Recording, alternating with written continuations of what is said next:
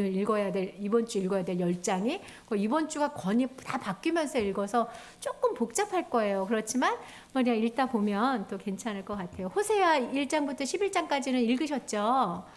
예, 그게 11장부터 14장까지 내용이 지금 우리 요나, 아모스, 호세아 거기 있는 거예요. 호세아. 근데 11장부터 14장까지 돌아오라는 호소장이에요. 그래서 11장에 하나님이 돌아오라고 얘기를 막 하시고 12장에는 야곱의 예를 들어서 그거를 설명하세요. 돌아와야 되는 것을.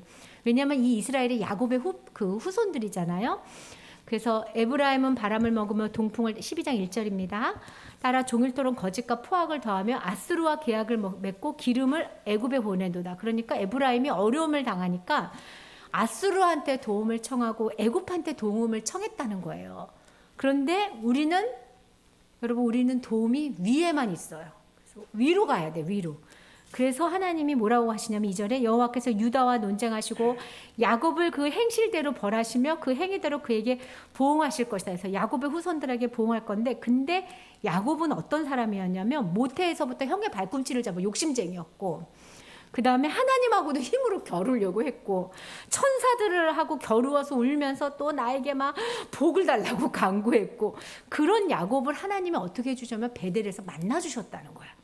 얘가 이래도 하나님께서 그러니까 만나주셨으니까 6절 그런즉 너는 하나님께로 와라. 인애와 정의를 지키며 항상 너희 하나님을 바라기만 하면 된다. 10절 내가 여러 선지자들에게 말하였고 이상을 많이 보여서 선지자를 통하여 비유를 베풀어서 너희에게 자꾸 지금 돌아오라라고 이야기하는데, 12절 야곱이 아람 들로 도망하여 이스라엘의 아내를 얻기 위하여 사람을 섬기며 아내를 얻기 위하여 양을 쳤고, 그러니까 야곱은 일생 어떻게 살았냐면 도망 다니고 아내를 얻기 위해서도 죽을 고생을 하고 살면서도 양을 치면서 죽을 고생하고 이렇게 살았단 말이에요. 그래도 하나님이 그 야곱을 어떻게 해요? 마지막에 이스라엘의 조상으로 만들어낸다는 거예요. 왜냐하면 야곱이 마지막에 하나님께 돌아오니까. 그가 다 회개하고 돌아오잖아요. 그래서 하나님께서 그렇게 양을 쳤는데 여호와께서 한 선지자가 모세거든요. 이스라엘을 애굽에서 인도하여 내셨고 이스라엘이 한 선지자로 보화를 받았으니까, 자 10절에 내가 여러 선지자를 보내서 너희에게 지금 말하고 있지 않냐. 야곱은 한 선지자로도 구원을 받았지 않냐. 무슨 뉘앙스인지 알겠죠? 했으니 돌아와라. 그러나 14절 에브라임이 경록하게 함이 극심하였으니 그의 주께서 그의 피로 그의 위에 머물러 있게 하시며 그의 수치를 그에게 돌리시라. 너희가 지금 돌아오지 않아서 내가 피로써 보복할 수밖에 없다. 이런 얘기 하시는 거예요. 이 사람들이 이제 짓는 죄로 얘기하시는 게 4절, 13장 4절. 애굽 땅에 있을 때부터 나는 내 하나님 여호와라. 나밖에는 너가 다른 신을 알지 말라. 나 외에는 구원자가 없거늘 내가 광야 마른 땅에서 너를 알았거든. 그들을 먹여준 대로 배가 부르고 배가 부르니까 너희가 마음이 교만하여 이로 말미암아 이전이라. 죄가 근원이 교만한 죄가 근본이라 그랬죠. 그래서 우리가 하나님 앞에 죄를 짓는 건 마음에 교만해서요. 근데 여러분 있잖아요. 나는 교만한 것 같아. 정말 내가 교만해 라고 생각하면 교만하지 않을 수 있어요. 근데 내가 뭘 얼마나 교만했다고 이 순간 교만인 거예요. 우리는 어떤 사람은요. 본질이 교만이에요. 집사님 남자예요, 여자예요? 네. 본질이죠. 확실하게 교만한 거야, 우리는. 그것처럼. 내가 여자인 것처럼, 내가 남자인 것처럼 나는 그냥 교만해요. 너무 교만해서 여성임을 막 느끼면 사는 사람 없죠. 날마다 남성임을 느끼고 사는 사람이 없어요. 왜냐면 자기기 때문에요. 내 자식이 날마다 내 자식이야 이러면서 안 살잖아요. 내 자식이기 때문에. 그것처럼 내가 너무 교만해서 교만하고 너무 친해요. 그래서 우리는 어떠냐면 교만해도 교만을 몰라요. 그래서 교만하다고 느껴질 때 어떻게 생각하냐면 가끔 확인해 주시는구나. 그래 내가 참 본체 우리가 교만하지 않았으면 예수님이 안 죽었어요. 그렇게까지 가실 필요가 없어요. 죽는 것 말고는 해결할 길이 없을 정도로 교만해요. 근데요, 교만은 인정하는 게 정말 어려워요. 그래서 교만을 인정하는 사람의 특징은 제가 지난주에도 말했지만 내가 틀릴 수 있다. 내가 잘못할 수 있다. 그렇게 하면서 하나님 앞에 가시기 바랍니다. 8절 내가 새끼 잃은 곰같이 그들을 만나 그의 염통에 커프를 찌고 거기서 암사자같이 그들을 삼키리라. 들짐승이 그들을 찌르리라. 이스라엘아 너가 패망하였나니 이는 너가 너를 도와주는 나를 대적함이라 하면서 하나님이 지금 그 분노를 이스라엘에게 막 쏘면서 11절 내가 분노함으로 네게 왕을 주고 진노함으로 패했다. 너희가 막 왕을 달라 그래서 왕을 줬지만 진노함으로 왕도 패했다는 거예요. 12절 에브라임의 불의가 봉합되고 이거 뭐냐면 에브라임의 불이 죄를 적은 편지를 딱 봉투에 이제 담았다는 거예요. 그리고 죄가 저장되었어요. 하나님이 에브라임의 죄를 다 기록해서 딱 봉해뒀다는 뜻이에요. 14절 내가 그들을 수월의 권세에서 속량하며 사망의 권세에서 구속하리니 보세요. 죄를 저장했다라고 하면서도 하나님이 구원을 또 얘기하시는 거예요. 이렇게. 그렇지만 내가 죽음의 권세에서 너희를 구원해낼 거고 사망에서 너희를 구속할 거니까 사망아 내 재앙이 어디 있느냐 수월아 내 멸망함이 어디 있느냐 네 침이 내 눈앞에서 숨으리라. 이거 그냥 읽으면 무슨 뜻인지 모르거든요. 사망에게 동정심 없이 하나님이 심판하시겠다는 거예요. 그래서 우리를 구속해내시겠다. 이렇게 막 찢을 거면서도 구속하겠다는 말을 꼭 중간중간에 하나님이 삽입을 하세요. 호세아 읽으면서 그런 걸 느끼셔야 돼요. 예? 14장 1절 이스라엘아 네 하나님께로 돌아오라. 너가 불의함으로 말미암아 엎드려졌느라. 너는 뭐를 가지고? 말씀을 가지고 돌아와서 아뢰기를 모든 불의를 제거하시고 선한 바를 받으소서. 우리가 수송아지를 대신하여 입술을 열매를 주께 드리리나 라고 하나님 아버지 앞에 이야기하게 될 거라는 거야. 돌아오면 말씀으로 돌아오는 사람은 하나님께 수송아지를 드리는 게 아니라 입술의 열매, 내가 하나님 앞에 고백한 그 열매를 하나님께 드린다고 얘기하는 거예요. 그러면서 3절 같은 고백을 하는 거예요. 우리가 아수르의 구원을 의지하지 아니하면 말을 타지 아니하면 다시는 우리 손으로 만든 거 향하여 신이라 하지 않겠습니다. 이는 고아가 주로 말미암아 국류를 얻었습니다. 라고 하나님께 고백하는 인생으로 바뀔 거라는 거야. 돌아오면. 4절 내가 그들의 반역을 고치고 기쁘게 그들을 사랑하리니. 지금부터는 소망을 얘기하는 거야. 내가 그렇게 돌아오면 내가 너희를 고쳐주겠다. 나의 진노가 그에게 떠나갔습니다. 내가 이스라엘에게 이슬과 같으리니 그가 백합화같이 피고 레바논 백양모같이 뿌리가 박힐 것이다. 8절 에브라임의 말이 내가 다시 우상과 무슨 상관이 있어? 나 이제 우상과 상관없어. 내가 그들을 돌아봐 대답하기로 나는 푸른 잣나무 같으니 너가 나로 말미암아 열매를 얻으면서 하나님 앞에서 열매 맺는 인생으로 바꾸어내시겠다는 거예요. 그래서 마지막 하는 말씀이 누가 지혜가 있어서 이런 말을 깨달을 수 있겠나? 누가 총명이 있어서 이거를 알겠냐? 여호와의 도는 정직하니 의인은 그 길로 다니지만 죄인은 그 말로 인하여 걸려서 죄 가운데 빠진다. 그래서 하나님의 지혜와 하나님의 총명이 우리를 여호와 앞에 인도해 낸 것을 여러분 감사하시기 바랍니다. 예. 그래서 전체적인 이야기가 돌아오면 산다. 너희 죄악이 이렇다 하면서 마지막으로 애끓는 호세아의 이야기가 이루어지고 이런 호세아 이야기 이후에 저희가 이제 요엘서를 볼 거예요. 요엘서를 보는데 요엘서는 이제 시기가 좀 정해져 있지가 않아요. 한번 앞에 PPT 볼게요. 이게 왜 안 들어가지? 예. 요엘서를 볼 건데 요엘서는 하나님은 구원이시다라는 뜻인데 분위기가 어떠냐면은 이미 하나님한테 돌아오지 않아서 벌을 받은 분위기예요. 아주 참혹한 분위기예요. 그래서 하나님한테 벌을 받았는데 이제 우리가 애들을 야단치면은 잘못했는 건 아는데 씩씩거리는 거 있죠. 이렇게 심하게 야단을 때리다니 그런 느낌으로 씩씩거리는 거예요. 이스라엘이. 그래서 돌아오지 않고 이렇게 막 씩씩거리고 있으니까 엄마가 그러면 안 돼. 이게 무슨 소리죠? 밖에서 나나죠? 나나요? 예. 그러면 안 돼요. 아버지한테 잘못했다고 말해야지. 라고 이야기하는 것처럼 지금 용서를 빌라라고 얘기하는 거예요. 그래서 요에서의 특징은 다른 거는 너희가 우상을 숭배했고 너희가 뭘 했고 해서 죄에 대한 책망이 계속 나오는데 이 책은 죄책은 안 나와요. 대신 뭐가 나오냐면 권면하고 위로하고 소망을 주는 거야. 이미 맞은 사람. 여러분 이미 어려움에 처해져 있는 사람한테 죄를 회개하라는 얘기보단 권면하고 위로하고 소망을 가지라고 얘기하는 게 좋아요. 누구한테 죄를 회개하라고 얘기하냐면 죄 짓고 잘 나가는 사람들한테 회개해야 된다고 경고 줘야 돼요. 이게 조금 하나님의 뉘앙스가 그래요. 이게 해석상에 가장 많은 오류가 있었던 책 중에 하나예요. 여기서 나오는 재앙적인 오류를 영적으로 해석해가지고 그런 해석상의 오류가 있고 이 영적인 해석이 어디를 받아들이게 했냐면 신천지가 영해로 되게 유명해. 영해가 뭐니까 영적인 해석이거든요. 신천지가 여기 구석에서 다 찾아서 그걸 영적으로 풀어서 그 신천지 이만희가 예수 그리스도 장차 오실 예수 그리스도랑 딱 맞춰내요. 성경 구절을. 그런데 그 말을 듣고 아무도 의아해하지 않아요. 왜냐하면 영적인 해석에 너무 익숙해져서.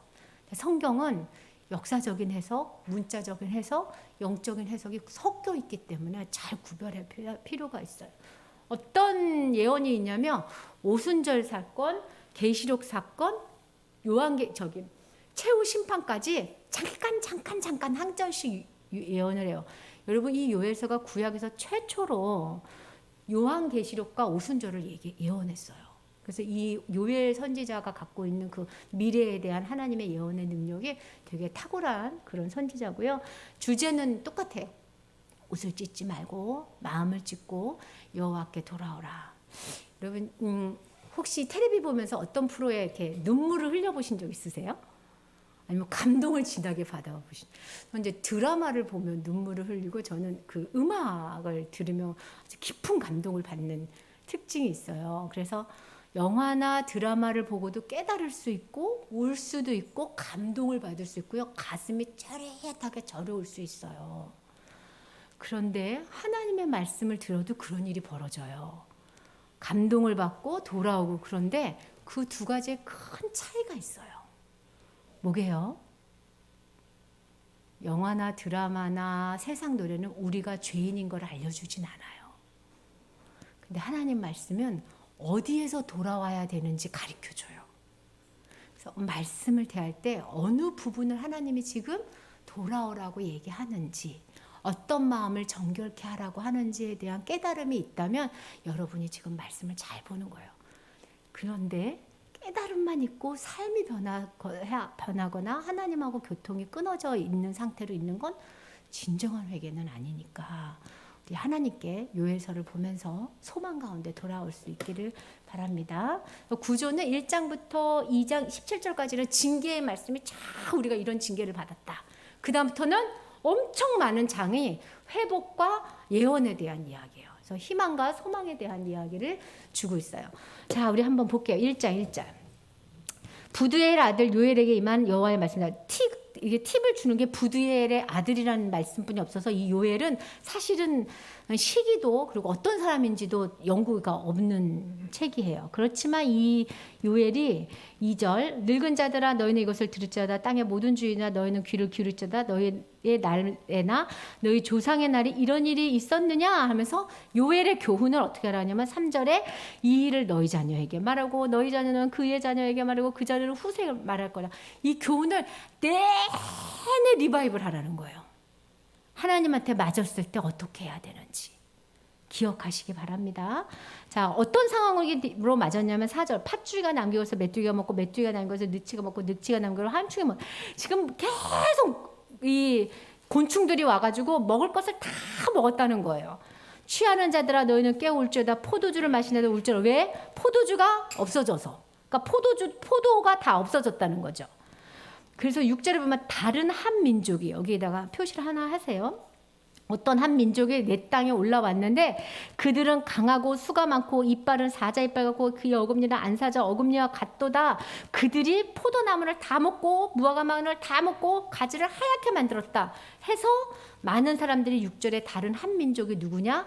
아수르 군대일 거다. 이렇게 추정하는 것으로 시작을 해요. 근데 실제로 이 책을 읽다 보면 여러분 제가 강좌 때 얘기했지만 실제로 메뚜기, 팥중이, 느치, 황충이 이 고대 근동 지방에 지금도 이집트에는 지금도 이런 재앙들이 굉장히 많이 오고 이런 재앙이 한 번만 왔다가도 먹을 게 싹 없어지는데 이게 4차례 왔다 갔다는 거야. 그래서 지금 이 사람들이 뭐냐면 먹을 게 하나도 없는 거야. 하루아침에. 자, 우리 땅에 지금 확 와서 쌀도 보리도 감나무도 대봉도 다 없어진 거야. 겨울에 먹을 음식이 싹 없어진 이런 황폐한 하나님의 벌을 받았다는 거예요. 자연재해인데 이게 누구에게부터 왔다고요? 하나님께로부터 왔다고. 그래서 8절에 처녀는 굵은 배를 입고 애곡해라 그러고 9절에 제사장들도 슬퍼해라. 왜냐하면 포도주로 전제와 소재 드릴 게 없으니까. 11절 농부들아 너희들은 부끄러워라 울어라. 왜 먹을 게 없어서. 12절 포도나무는 시들고 무화과나무 석류나무 대추나무 사과나무들이 다 시들었다. 그러니까 이런 나무들이 과연 무엇이냐 해가지고 영적인 해석이 말도 못하게 많이 나왔어요. 지금도 그렇게 해석하는 목사님들 많아요. 여러분이 여기에 있으니까 지금 잘 모르셔서 그렇지 그런 영적인 해석을 할 때 성경 구절의 판단 근거를 정확하게 들으면서 따라가셔야 됩니다. 예, 이제는 여러분 안에 성경이 있잖아요. 뭐 하나님 난 모르고 이단 따라갔어요. 그러면 하나님이 성경을 줬는데 이렇게 얘기하세요. 성경을 보면서 분별하면서 잘 들으시기 바래요. 13절 제사장들아 너희는 굵은 배로 동이고 슬피 울주다 제단에 수종전 자들아 너희는 울주다 내 하나님께 수종전 자들아 다 울래는 거야. 소제도 전제도 드릴 수 없으니까 울라라. 14절에 금식을 선포하고 송해를 선포하고 지금 다 하나님한테 매를 맞으면 첫 번째 해야 될 게 뭐예요? 울어야 돼요. 도망가면 안 돼. 매는 맞고 그 자리에서 울면서 하나님 앞에 굴복해서 오라는 거예요. 그래서 15절에 슬프다 그날이요 여호와의 날이 갖고 왔다. 여호와 날에다가 한번 표시하세요. 자, 이 여호와의 날을 이스라엘이 기다렸어요. 사실은. 왜 기다렸냐면 이방 사람들을 심판해 줄 날이라고 기다렸거든요. 그리고 자기들을 신원해 주실 날. 자기들에게 하나님 내가 그냥 나를 괴롭히는 저 이방 사람들을 하나님이 심판해 주셔서 내 속이 시원합니다. 그날이 여호와의 날이에요. 심판의 날. 그렇게 기다렸는데 여호와의 날이 누구한테 임한 거예요? 이스라엘 가운데도 임한 거예요. 그러니까 우리는 마지막 때 하나님이 예수님이 재림하실 거야. 그래서 내를 신원해 줄 거야. 근데 혹시 그 심판 안에 내가 들어갈 수도 있는 거예요.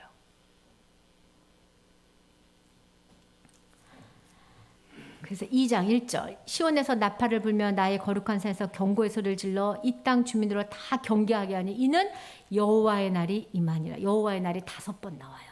그래서 여호와의 날에 너희들이 지금 하나님께 그렇게 혼난 거다. 자, 2장 2절에 보면 강한 백성이 이르렀고 이렇게 하거든요. 이게 아까 1장 6절에 다른 한 민족하고 같은 맥락이에요. 나중에 이게 강한 백성이 어떤 건지 얘기해 주거든요. 그것도 줄을 한번 쳐놓으세요. 그 강한 백성이 어떠냐면 4절 그의 모양은 말 같고 달리는 것은 기병 같고 산꼭대기에서 뜨는 소리 번거 소리 같고 불꽃을 검부는 소리와 같고 강한 군사들 줄을 같고 그래서 그냥 막 시커멓게 날라오니까 백성들이 질리고 무리들의 낯빛이 하얘졌고 그들이 용사같이 달리고 무사같이 성을 막 오른다는 거예요. 그러니까 이제 악수르 군인들이 이렇게 오른다 막 이렇게 했는데 사실은 얘네들이죠. 얘네들이 막 그렇게 치고 올라오는 거예요. 그런데 그 앞에서 이 변충들을 지휘하는 군대 장관이 있어요. 누구냐면 11절이에요. 11절. 여호와께서 그 군대 앞에서 소리를 지르고 그 진영을 심히 크고 그의 명령을 행하는 자는 강할지니 여호와의 날이 크고 심히 들어와서 당할 자가 누가 있겠느냐. 자, 이 곤충의 재앙이 다 누가 불러온 거라고요? 하나님이 불러다가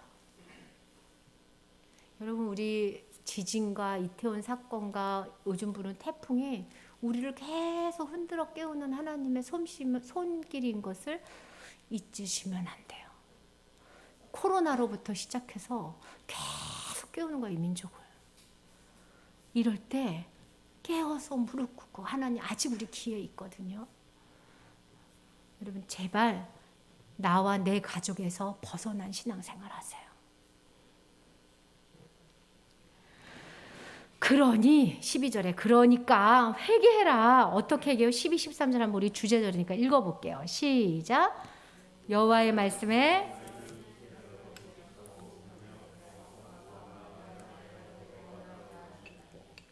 너희는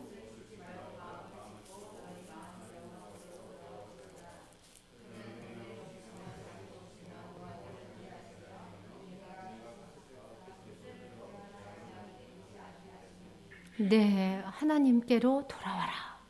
자비로우시고 노하기를 더디하시고 인내가 크신 그래서 재앙을 내리기를 기뻐하지 않는 하나님께 돌아오면 하나님이 이것을 하실 거다. 이렇게 얘기하셨어요. 아까 말씀을 듣는데 제가 그 금식을 안 한 지 되게 오래됐어요. 제가 위장이 너무 약해지면서 금식하면 저혈당도 막 오고 그래서 안 했는데 이번에는 해야 되겠다 이런 생각이 됐어요. 많이는 못하고 한 끼라도 해야 되겠다. 여러분 각자 세월호 같은 애들이 정말 우리 젊은 여자애들이 이렇게 많이 갔잖아요. 네, 하나님 앞에 하나님의 사람은요 자기 죄만 가지고 울지 않아요. 특징이 민족의 죄로 울어야 돼요. 각자 하나님 앞에서 어떻게 회개를 할 것인지 이번 주에 한 번이라도 어떤 결단을 내리셔서 뭔가를 하나님한테 자세를 취하셨으면 좋겠어요. 돌아갑시다. 우리 하나님께 돌아갑시다. 그래서 15절 너희는 시온에서 나팔을 불며 거룩한 금식일을 정하고 성회를 모집하고 백성을 모아 그 모임을 거룩하고 하고 장로도 모으고 어린아이 전망자 다 모으고 신랑과 신부도 다 나오게 해서 여호와를 섬기는 제사장들을 낭신과 제단 사이에서 울면서 이렇게 이야기하라. 여호와여 주의 백성을 불쌍히 여겨주소서. 주의 기업을 욕되게 하여 나라들로 그를 관할하지 못하게 하옵소서.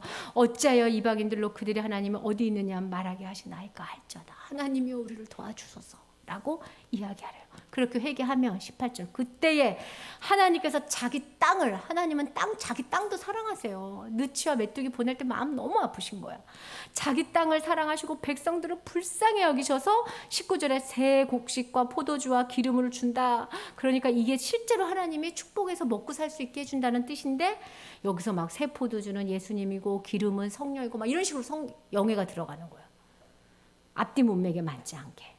20절 내가 북쪽 군대를 너희에서 멀리 떠나게 하면서 군대가 와서 적막한 땅으로 쫓아내려서 동해 서해로 하나님이 다 보내거든. 벌레들을 다 물에 빠뜨려 줄 거다. 그래서 다시 일어나게 해줄 거다라는 약속을 합니다. 회개하며 22절 듬직심들아 두려워 말지어다. 들에 풀이 싹이 나면 나무가 열매 맺으면 무화과 나무와 포도나무가 다 힘을 낸다. 시온의 자녀들아 너희는 너희 하나님 여호와로 말미암아 기뻐하며 즐거워하라. 이른 비와 늦은 비를 내가 먹여주고 입혀주마. 여러분 이게 여러분 지금 이런 삶에서 들으면 아무렇지도 않은데요. 부도가 나서 쫙딱 망했을 때 이 구절을 읽으면 엄청 은혜가 됩니다. 하나님이 나를 늦은 비와 이른 비로 다시 일으켜 세워줄 거다 믿고 주께 돌아가자 하는 백성이 되시기를 바랍니다. 25절이 해결돼요. 내가 전에 너희에게 보낸 큰 군대 곧 메뚜기, 느치, 황충이, 팥충이. 예, 군대라고 표현했지만 사실은 군대가 아니고 곤충들이죠. 내가 그들이 먹은 횟수대로 너희에게 갚아준다. 그러니까 몇 년에 걸쳐서 얘네들이 다 먹은 거예요. 27절 그런지 내가 이스라엘 가운데서 너희 하나님 여호와가 되고 다른 이가 없는 줄을 너희가 알 것이라. 내 백성이 영원히 수치를 당하지 않게 해주겠다.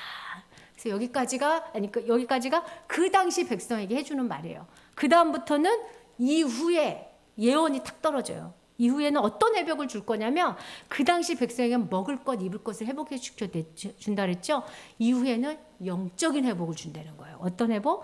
내가 내 영을 만민에게 부어준 너희 자녀들이 말할 거고 늙은이가 꿈을 꾸고 젊은이들이 이상을 볼 거고 그때 내가 또 내 영을 남종과 여조에게 부어줄 거다 해서 어느 때가 되면 하나님의 영을 만 백성에게 부어주겠다. 여기서 뭐 늙은이는 뭐고 젊은이가 뭐고 남종 여종은 뭐냐 이게 중요한 게 아니라 모든 자에게 하찮은 너희들이 하찮다고 여기는 모든 자에게 내 영을 부어주시겠다. 그래서 이게 오순절 사건 이후를 말하는 거거든요. 여러분 오순절 사건 때 성령님이 오시죠.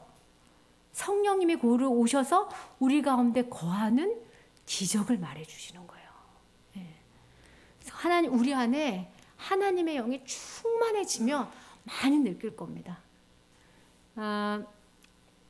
참 어려워요. 제가 그 교육자로서 여러분을 지도하는 게 너무 어려운 게 뭐냐면 하나님의 영이 있는 사람은요.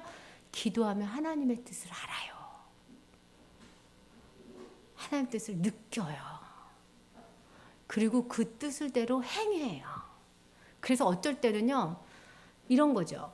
나는 이제 여기서 이걸 그만해야 되겠다. 이렇게 생각해서 하나님한테 그거를 보고해요. 하나님, 제가요, 이건 이제 할게요. 이렇게 하는데 하나님이 생각을 탁 바꾸시고 탁 사인을 주면 딱 알아요. 듣던 사인이기 때문에. 근데 그게 하나님이 나에게 이렇게 말했어라고 직통 계시처럼 말을 하면 문제가 돼요. 개인적인 인도기 때문에. 그리고 혹 틀릴 수도 있기 때문에.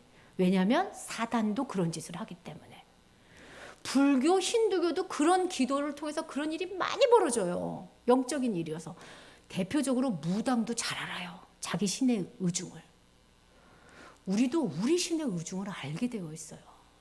근데 이거를 확신 가운데 가리키면 무당이 하나님을 섬기듯이 섬겨, 사람들이. 또 이거를 경계를 시키면 이걸 또 안 해. 그러면 안 해가지고 제가 개인적으로 우리 청년 중에 하나가 지금 뭐를 해야 된다 그래서 안 하겠대요. 그래서 그 기도를 해봤냐 그랬더니 안 했대요. 그래서 그럼 기도를 해보고 대답을 해라. 그래서 제가 오늘 와서 기도를 해봤냐 했더니 한 번 했대요. 주님이 뭘 하시던데 모른대요. 그래서 너 왜 주님한테 기도했는데 모르냐. 여러분 애들이 뭐라 그러면 주님께 기도해 보려. 이걸 첫 번째로 얘기하셔야 돼요. 예나도. 그랬을 때 무슨 마음이 드냐. 그거를 감동이라고 그래요. 주께서 감동하시는 것을 따라서 해봐야 돼요. 아, 이게 틀렸구나, 맞았구나 알아야 돼요. 그래야 이 험한 세상에서 하나님과 동행하는 것이 뭔지 알아요. 이게 너무 신비적이면 또 안 돼요. 제가 지금 영적인 얘기가 나와서 제가 기도를 할 때 누가 이제 그만 사역을 하겠다고 그래서 제가 그 사람하고 얘기를 하다가 질려서 하나님, 나는 이제 그 분하고는 사역을 그만해야 되겠습니다. 이렇게 하기 싫다는데 어떻게 데려가겠습니까? 막 이러면서 기도를 제가 보고를 했는데 하나님이 아이 손을 놓고 가지 마라. 딱 이러시는 거예요. 내 마음에. 그래서 내가 지금 이 사람을 놓고 가는 건 하나님 볼 때 아이를 놓고 가는 것 같구나. 이렇게 해가지고 꼭 참았어요. 왜냐면 그 친구한테도 기도해보라 그랬거든요. 꼭 참고 있었는데 물어봤어요. 기도했더니 어떤 마음이 드니 했더니 언니 사실은 내가 기도를 해도 잘 몰라. 그 얘기를 듣고 내가 너 하나님하고 지금 몇 년 살았는데 모르니? 내가 이랬어요. 그러니까 모르는 척 할 수도 없죠. 그래서 그러면은 할 마음이 드니 안 할 마음이 드니 그랬더니 해야 되겠다는 마음이 조금은 더 감동이 와. 그래서 해라. 내가 기도하는데 하나님이 이런 마음을 주시더라.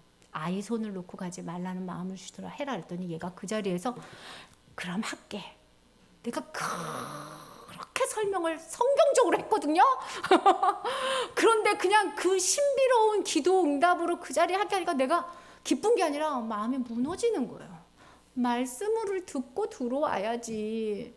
왜 기도에 그런 감을 듣고 와? 제 지금 말의 뉘앙스를 알겠어요?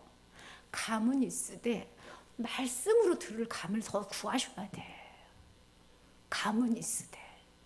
그래서 내가 일상에서 일어나는 건 하나님께 막 감으로 구하지만 정확한 건 말씀을 통해서 나한테 찌르는 거, 그거 잡고 하나님 나 이거 바꾸겠습니다. 하나님 날 도와주세요. 그래서 의지를 발동해서 하는 게 회개예요.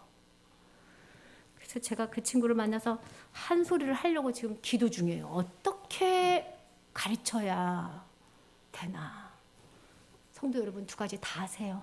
말씀 갖고 돌아오고 기도하면 하나님의 사인을 알아듣고. 무슨 말인지 알겠죠? 예. 그것이 내 영을 남종과 여종에게 부어줬던 성령이 그 안에 있는 사람들에게 일어나는 변화입니다. 아셨죠? 예. 내 안에, 저는 기도할 때 응답이 될 거라고 확신을 할 때 뭐냐면 내 안에 있는 성령이 그 안에 있는 성령을 감동시키라고 시킬 거라는 확신을 딱 줄 때가 있어요. 기도하면. 그러면 응답이구나 하고 딱 알아요. 우리가 동일한 성령으로 기도하기 때문에 중보 기도가 위력이 있는 거예요. 여러분 기도하십시오. 강력한 힘이 나올 거예요. 맛보지 않으면 몰라요. 여러분이 고민하려고 하는 순간 사단은 고민하게 하고 주님은 기도하게 합니다. 따라해 봅시다. 사단은 걱정하게 하고 주님은 기도하게 한다. 걱정이 들면 기도하라는가 보다 하고 기도하시기 바랍니다. 우리 성도들 화이팅. 잔소리 너무 했어요. 내가 이거 얘기를 이번에 제일 많이 해주고 싶었어요. 하나님의 영과 함께하는 거. 걱정하지 마시고 기도하시기 바래요. 30절 내가 이적을 하늘과 땅에 베풀어서 곧 피와 불과 연기 기둥이라. 여기서부터는 예수님 마지막 재림 때 일어나는 일을 얘기해줘요. 여호와의 크고 두려운 날이 이르기 전에 해가 어두워지고 달빛이 핏빛까지 변할 거다. 계시록에 예언하고 딱 맞는 거예요. 누구든지 여호와를 부르는 자는 구원을 얻을 것이다. 예, 이는 나 여호와의 말대로 시온과 예루살렘에서 피할 자가 있을 것이며 남은 자 중에서 여호와께 돌아올 자가 있을 것에서 마지막에 구원이 선포되는 이야기까지 예언이 쭉 이루어지는 겁니다. 3장 1절 보라 그렇게 구원이 선포되는 그날에 내가 유다와 예루살렘에서 사로잡힌 자를 돌아오게 하고 만국을 모아서 여호사밧 골짜기에 다 여호사밧이라는 뜻이 여호와께서 심판하라는 뜻이에요. 여러분 마지막에 우리가 다 심판대 앞에 서요. 아주 장관을 이룰 겁니다. 누가 부활하죠? 청년부한테 얘기했더니 믿는 자요. 그래서 얘들아 믿는 자만 부활하지 않아. 누구도 부활해요? 불신자도 부활해요. 그래서 그 사람들은 죽지 않고 영원히 살아요. 어디 가서? 천국 가서.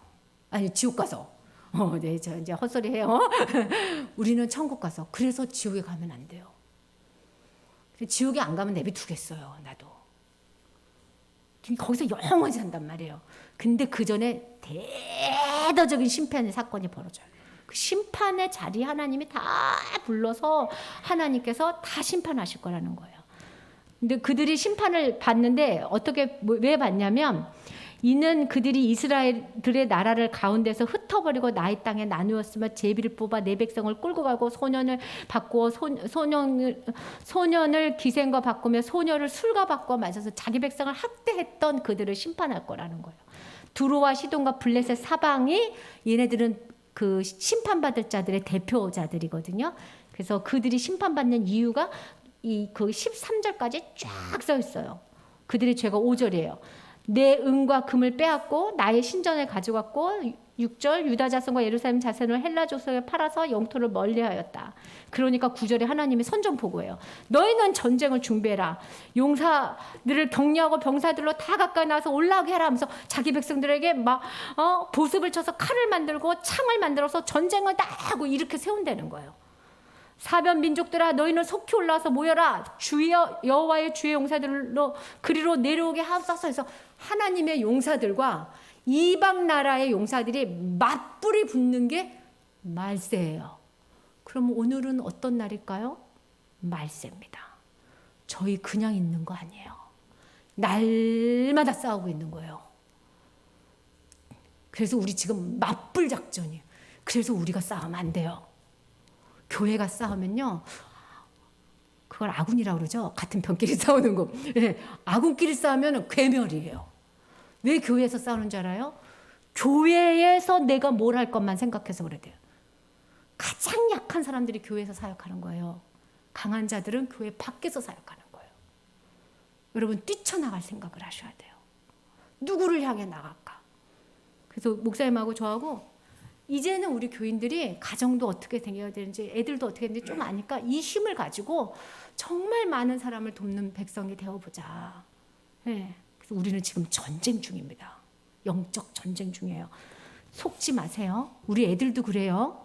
애들이 막 이렇게 흔들면 사단이 공격하고 있다고 딱 경계해 주세요. 아셨죠?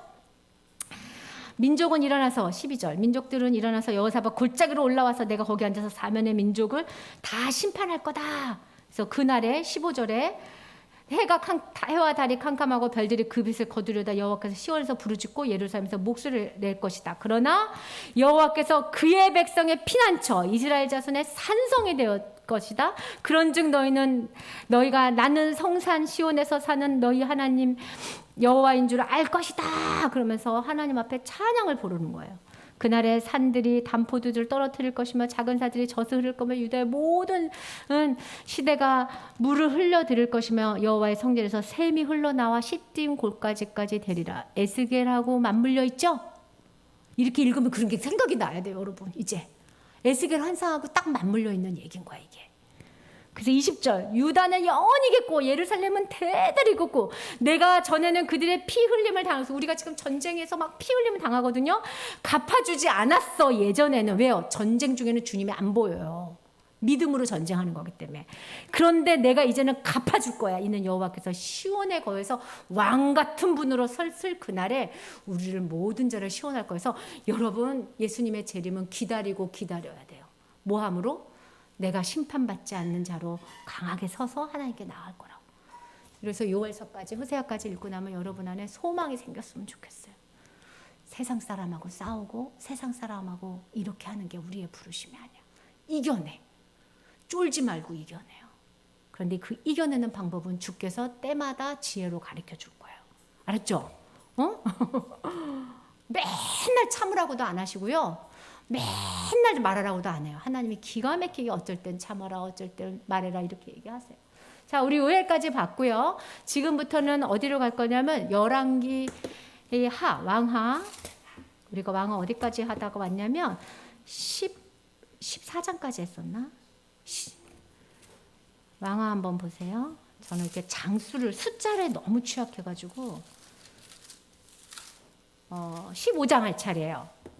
15, 16, 17까지 이번 주에 할 건데 15장인데 자 14장 거기 23절 보면 여호람이 사마리아의 왕이 돼서 여호람 2세 때 엄청나게 잘 살 때 하나님이 요나를 통해서 25절 보면 요나를 통해서 하신 말씀 해가지고 요나서를 읽기 시작했거든요. 그래서 요나, 호세아, 요엘, 아모스 요걸 읽은 거예요. 14절 끝에. 그 다음에 15절부터는 자 앞에 보세요. 15절에는 첫 번째 15장에는 요 남쪽 우시아 얘기를 해요. 자, 요 남쪽 얘기는 여기 이렇게 노란색 써 있는 이분들은요 정직하다라고 평을 받은 분들이에요. 근데 정직한데요 100% 정직하지 않아요. 끝에서 다 틀어지는 사람들도 있어요. 그런데 하나님이 틀어졌지만 전체적으로 괜찮으면 정직하다 그러세요. 그래서 생각보다 여러분 하나님의 평이 후해요. 여러분한테 괜찮다는 평을 많이 하세요. 그러니까 하나님 앞에 담대히 나가시기 바래요. 그래서 요 우시아 이야기를 하는 게 15장입니다. 15장 볼게요.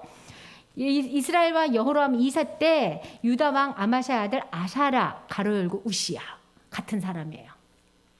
우시아가 52년을 다스렸는데 3절 보니까 여호와 보시기에 정직했는데 그때도 여전히 산당에서는 제사를 지냈다는 거예요. 근데 이 사람이 5절에 나병 환자가 되어서 별궁에 거하게 돼요. 왜 나병이 되면 역대하 26장에 써 있어요. 여러분 성경 읽을 때 꼭 역대하 26장 읽으세요. 거기다 써놓고 별표 쳐놓고 큐티할 때 꼭 같이 읽으세요. 26절 이 사람이 어떻게 나병 환자가 되었는지 자세히 나오거든요. 그거 읽고 깨달으시기 바래요. 그 다음 8절에 그 다음에 이스라엘 왕이 나오는데 여러분 요거 보세요. 요렇게 뒤에 이스라엘 왕이 왕창 나와요. 지금 15장 끝에. 이 이스라엘 왕들의 특징이 이거예요. 15장에 스가랴, 샬룸, 무나엠, 부가히야, 베가 이스라엘 왕인데 6개월, 1개월 그래가지고 다 칼로 해가지고 다 여호와 앞에 부정한 자로 그렇게 해가지고 그냥 단타 치고 설명하고 그냥 끝내요.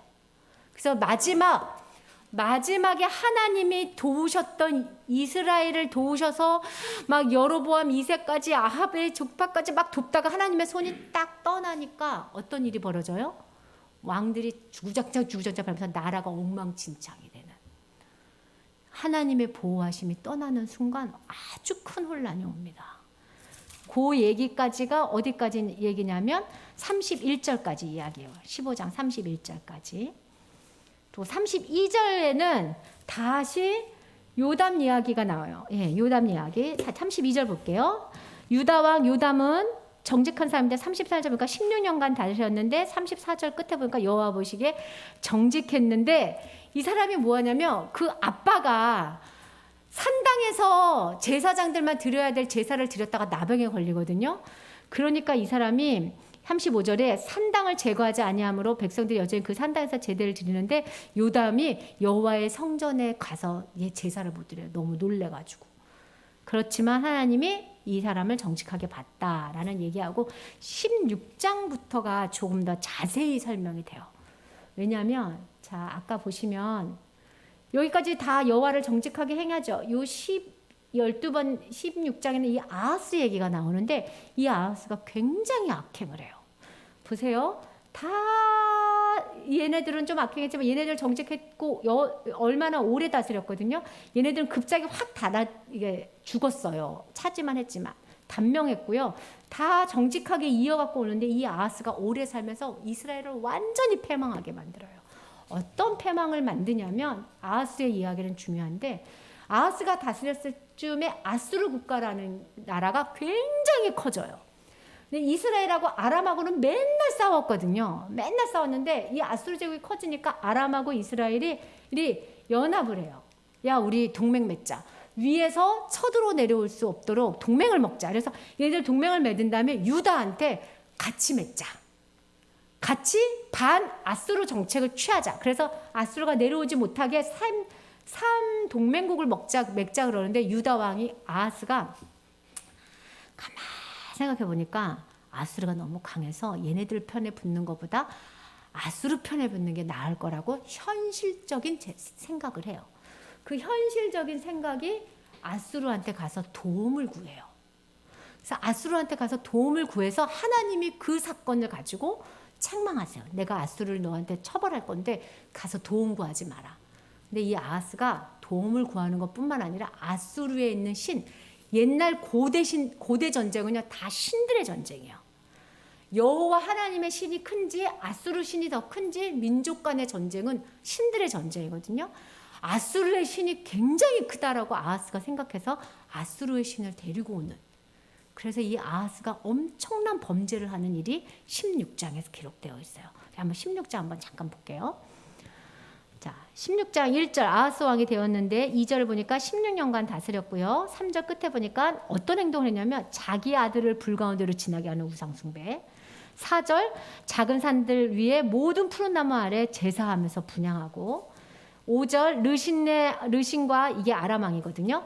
이스라엘 왕 르알미엘 베가가 예루살렘에 올라와 싸우려 하여 아하스를 에워쌌으나 능히 이기지 못했는데 왜 이기지 못했냐면 아하스가 친아수르 정책을 펴서 7절 아하스가 아수르 왕에게 사자를 보내서 나는 왕의 신복입니다. 왕의 아들입니다. 이제 아람 왕과 이스라엘 왕이 나를 친히 청컨대 올라와 그의 손에서 나를 구원하옵소서 하고 막 싹싹싹싹 핀 거예요. 처세술을 한 거예요. 여러분 사회생활 하면서 사람 의지하시지 마세요. 절대로 안 열어요. 하나님이. 사람 의지하지 마요. 제가 교회 사역하면서 제일 중요한 게 여기는 게 제가 중직자들 의지할까 봐 늘 깨어 있어요. 우리 교회는 중직자들하고 교육자하고 사이가 좋은 교회거든요. 사이 나쁜 교회 많아요. 근데 내가 그들을 의지하고 하나님을 놓칠까 봐. 네. 여러분도 좋아하는 사람 의지하지 말고 끈앞을 의지하지 마세요. 하나님 앞에 가서 왕의 나는 당신의 도움이 필요합니다. 이러는 순간 하나님이 눈을 탁 떠요. 그 말에 아주 예민하신 분이야. 그래서 그 아하스가 여호와의 성전 곳간에서 이놈 봐라. 내다가 은금을 내다가 돈이 없으니까 은금을 내다가 아수르에게 예물을 청하니까 막 아수르 왕 도와주세요 하니까 쳐들어 내려오니까 그래서 아수르 왕의 청을 듣고 내려와서 여기를 아람 여기 꼭대기를 한번 툭 쳐줘요. 그래서 아람이 예레를 공격하러 내려왔다가 쑥 올라가서 전쟁에서 이기게 되는 거예요. 그랬더니 10절에 아하스가 인사하러 갑니다. 아수르 왕에게 가서 다메섹에 가겠다가 거기에 있는 제단을 탁 보고 우와 아하스 왕이 그 제단의 모든 구조와 제도와 양식을 해서 제사장 우리에게 보내는 거 그려서 보냈어. 자기가 오기 전에 보내서 그 그림 그대로 11절 끝에 보니까 우리아가 제단을 만들어요.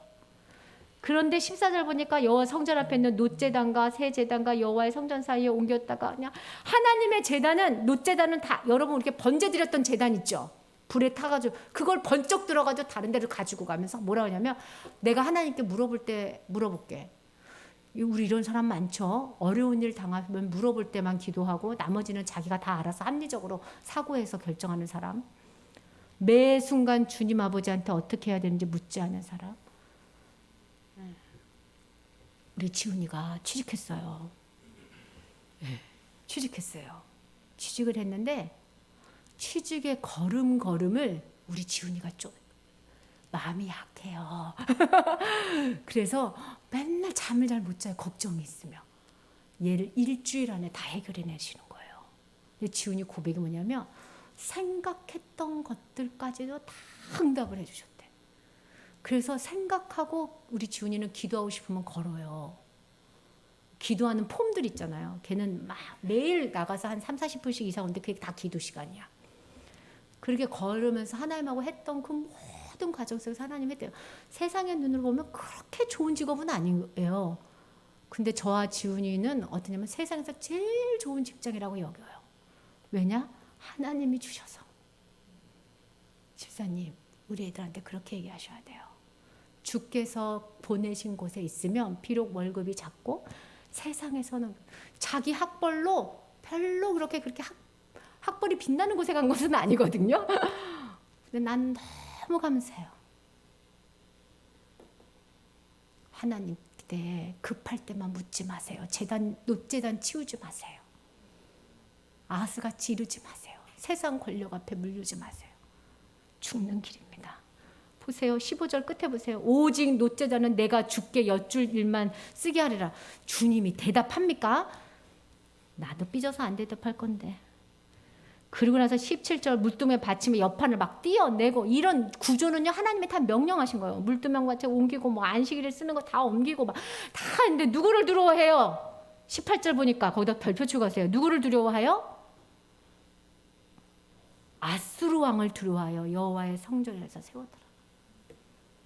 하나님은요 우리의 행동을 보고 누구를 두려워해서 행동하는지를 아시는 분이에요. 제가 제일 두려운 게 자식이에요. 그래서 자식을 두려워하지 않으리라 이러면서 살아요. 순간 두려워요 걔네들이. 자, 이제 어린 자식을 둔 분은 몰라요. 커보세요. 애들이 무섭지. 자, 17장은 그래서 호세아 이야기입니다. 호세아는 이제 마지막 임금이거든요. 그래서 보면 10장 2절 여호와 보시기에 악을 행하였고 이스라엘 여러 왕들과 같이 하지 아니하였더라. 3절 아수르 왕에게 조공을 드렸다가 4절에 애굽의 왕에게 조공을 바꿔요. 그래서 아수르 왕에게 조공을 드리지 아니하여서 아수르 왕이 호세의 배알바람을 보고 치르고 들어와서 3년 동안 애워쌉니다. 6절 호세아가 9년에 아수르 왕이 사마리아에 점령하고 아수르 왕이 다 멸망하는 겁니다. 그래서 하나님이 7절부터는 이스라엘 재판, 이스라엘 왜 멸망했는지를 쫙 써요. 이스라엘 자손이 애굽 땅에서 인도해내서 애굽의 왕 바로에서 벗겨내신 하나님에게 범죄했다는 거야. 그래서 다른 신을 경외했다. 우리를 구원하신 하나님을 버리는 것을 가장 힘들어하는 거예요. 여러분 예수 그리스도를 잊지 마세요. 나를 구원하셔서 천국에서 살게 하셨던 주님의 손을 잊어버리지 마세요. 그게 안 믿어지시는 분은 저하고 놀아요. 저하고 놉시다. 전생님 제가 그게 어느 날 믿어졌다가 안 믿어졌다 하면은 병은 의사한테 상담해야 되고 신앙은 교육자하고 상담하셔야 돼요. 꼭 찾아오세요. 안 믿어져서 그러는 거예요. 안 믿어져서. 그래서 9절 이스라엘 자손이 점차로 불의를 행하며 여호와를 배역하면서 성읍 망대에 견고한 성에 이르도록 산당을 세우고 모든 상당에서 막 아세라상을 세우고 12절 우상도 섬기고 13절 너희가 악한 길을 떠나 나의 명령과 율례를 지키되 내가 너희 조상에게 명하고 내 종 선지자를 통하여 너희에게 건전한 모든 율법대로 행하라라고 선지자를 수없이 보냈지만 14절 그들이 듣지 아니하고 그들의 목을 곧게 하고 여호와를 믿지 아니했던 그 조상의 목까지 굳어져서 15절 여호와의 율례와 여호와께서 그들의 조상에 베푸신 언약과 경계한 말씀을 다 버리고 16절 송아지를 섬기고 하늘의 1월 성신에게 경배하고 바알을 섬기고 17절 자기 자녀를 불가운데로 지나가게 하고 그래서 하나님을 경노하게 해서 19절 유다도 그들이 하나님 명령 이스라엘을 막 따라간다는 거예요. 북만 그런 게 아니라. 그래서 21절에 여로보암이 이스라엘을 몰아 여호와를 떠나고 큰 죄를 범하게 하여서 23절 여호와께서 그의 종 모든 선지를 통하여 하신 말씀대로 드디어 이스라엘을 그 앞에서 다 내쫓고 이스라엘 고향에서 아수르로 싹 살펴갔더라. 얘네들이요 이렇게 정책을 해요. 여기 이스라엘이 있었고요. 여기 아수르가 있었거든요. 여기서요 반을 잘라가지고 일로 끌고 가요. 가면서요 여기다가 다 놔두는 게 아니라 가면서 여기다 다 놔두는 게 아니라 여기다 다 흩어요. 그리고 자기네 있는 소수 민족을 여기다 다 보내요. 결혼해서 살게 해요. 그래서 신약성경에 보면 사마리아 여인들이 사마리아 사람들을 싫어하잖아요. 그게 뭐냐면 이방 피하고 다 섞여서 아브라함의 피인지 몰라요. 걔네들은 피로서 혈통으로서 구원받는다고 생각했기 때문에 피가 섞인 그 사람들은 이방인인 거예요. 근데 이 사마리아 사람들은 자기네들도 하나님의 백성이야. 오늘 우리 본문 본 거랑 똑같아요. 나도 하나님을 섬겨 이렇게 얘기하잖아요. 네. 그렇게 하는 거랑 똑같아요. 그래서 여기 내려와서 여기 다 섞여 사는데 무슨 일이 벌어지냐면 어느 날 사자가 와가지고 이 살고 있는데 와서 사자가 와서 사람을 막 잡은 거예요. 그러니까 아수르 임금님한테 아유 우리가 이 땅의 신을 섬기지 않아가지고 사자가 우리를 잡아먹으러 온 것 같아요. 이렇게 해서 도와주세요. 그러니까 아수르가 이게 꺼졌네요. 이 임금님이 사람을 보내서 야, 그 땅에서 이스라엘 제사장으로 있던 사람에서 한 사람을 딱 보내거든요.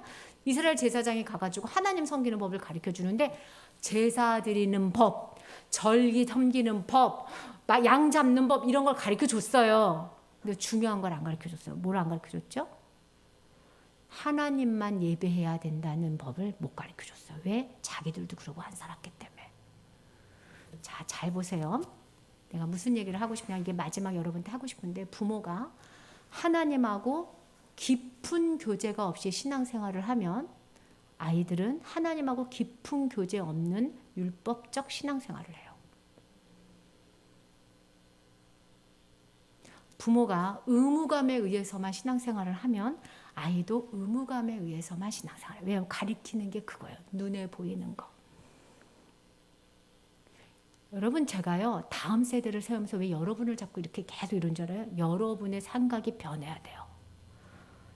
여러분이 참된 제사장이 돼야 얘네들이 다 가르쳤다니까요. 절기 지내는 법, 동물 잡는 법, 레위기에 있는 거 안수해서 머리 쳐서 잡는 법 다 가르쳤어요. 그런데 뭐를 안 가르쳤어요? 하나님은 우상 숭배하는 마음을 안 받는다. 부모가 우상과 싸우지 않으면, 여러분 우리는요 자체 우상 제조기예요.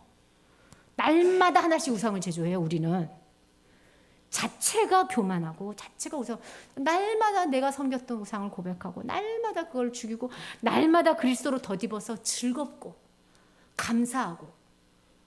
오늘 목사님 서두에서 얘기했죠. 편안하지는 않지만, 불편하지만 평안한 그리스도인이 돼서 하나님하고의 나눴던 교제를 감사로 나누는 부모 밑에 커야 하나님께 옵니다. 그렇게 하면 되겠냐? 하나님한테 그렇게 하면 되겠어? 너가 그렇게 이렇게 나오니까 하나님이 싫은 거예요. 자, 저 보세요. 내가 그렇게 애들한테 한 것 같아요, 전사님. 나는 하나님 앞에 풍요를 못 느끼고 그냥 하나님 떠나면 안 된다. 그러면 하나님 또 혼난다. 이것만 가르친 것 같아요. 회개하시면 돼요. 애들한테 가서. 엄마가 그랬어. 엄마도 애기여서. 여러분에게 풍성하신 하나님이 느껴지시기 바라요. 그래서 이 사람들이요 배운 대로 여호와도 섬기고요, 자기 나라에서 갖고 온 신도 배운 대로 섬겨서 엉망진창이 나서 수룹바벨한테 가서 우리도 하나님을 섬긴다야, 같이 성전 짓자. 그랬더니 수룹바벨이 이렇게 보니까 그건 하나님이 섬기는 게 아니야. 이렇게 된 거예요. 그래서 결국 어떤 사람이 돼요? 하나님을 공격하는 무리가 되잖아요. 사단의 무리 속에 대적자가 되잖아요. 여러분, 우리가 기른 아이들이 하나님 나라의 일꾼이 아니라 방해꾼이 될 수 있는 유력한 자들이에요. 권사님, 장로님 아들, 딸들. 교회 왔다 갔다 했던 사람들, 아들, 딸들은 그냥 왔다 갔다만 해요. 여러분 안에 예수의 충만함으로 제사하고 예수의 충만함으로 이렇게 질도록 말씀 보고 기도하시고 찬송하세요. 나는 오늘 주님으로 인하여 배불렀나? 정말 주께서 나한테 하라고 한 회개를 했나? 하나님이 원치 않는 것을 가고 있지는 않나? 내가 아이들을 영적으로 풍요롭게 인도하고 있나? 나도 먹지 못하면서 먹지 못하고 모양만 내는 신앙으로 데려가고 있지는 않나? 어려운 것 같아요. 참 어려운 거. 그래서 36절에 보세요. 여호와만 경외하고, 39절에 보세요. 오직 너희 하나님 여호와만 경외하고. 41절 여호와를 경외하고 또 그런데 그 사람들은 여호와를 경외하고 또 그 아로 새긴 우상을 섬겼다. 이게 하나님이 마지막에 가슴 아픈 상황을 설명하고 계시는 겁니다. 제가 아주 말이 길어가지고 그 성경을 읽을 시간은 없지만 우리가 좀 기도했으면 좋겠어요.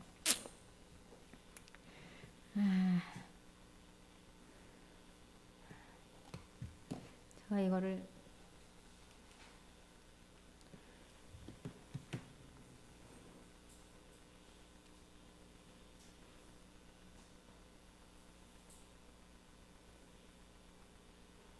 잠깐만요.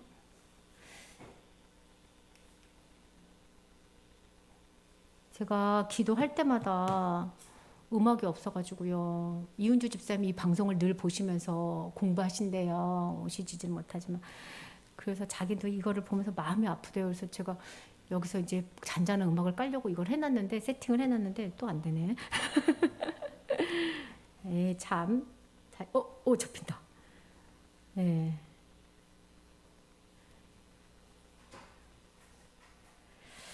우리 잠깐 기도합시다. 하나님 살아계십니까? 이렇게 물어보세요. 그리고 성령님 내 안에 계십니까? 이렇게 물어보세요. 내가 말씀 보고 기도하고 찬송하고 일상에서 주님 때문에 공급받기를 원합니다. 주님하고 오래 사귀었으니 예수님을 저절로 닮기 원합니다. 그래서 내 옆에 있는 아이들이, 내 남편이 나를 통해 그리스도를 맛보기를 원합니다. 내 이웃이 나를 통해 하나님의 영광을 보기 원합니다. 물어보세요. 주님 내 안에 계십니까? 우리 다 같이 기도하겠습니다. 주님 도우시고 인도하여 주시기를 하나님 아버지 앞에 기도합니다.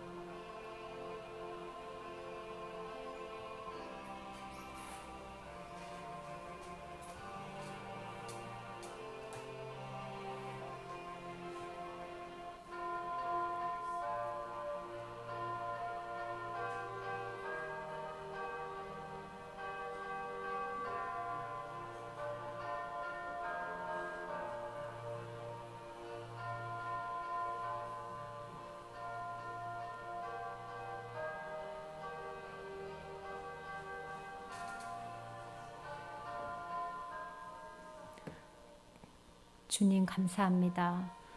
우리 안에 살아계셔서 역사하시는 주님을 믿습니다. 날마다 때마다 그리스도를 생각나게 하시고 내 죄를 용서하신 그리스도로 인하여 감격하며 살게 하여 주시옵소서. 풍성하게 먹이셨던 하나님을 기억하며 감사하는 인생으로 이 땅을 마무리 지을 수 있도록 주님 하늘의 복으로 채워 주시옵소서. 우리로 인하여 우리 아이들이 하늘의 복을 사모하며 하늘의 복을 경험하기를 소원하는 아이들 되기 원하오니 주께서 자자손손 복 내려 주시옵소서. 예수님 이름으로 기도합니다. 아멘. 각 목장 하시겠습니다.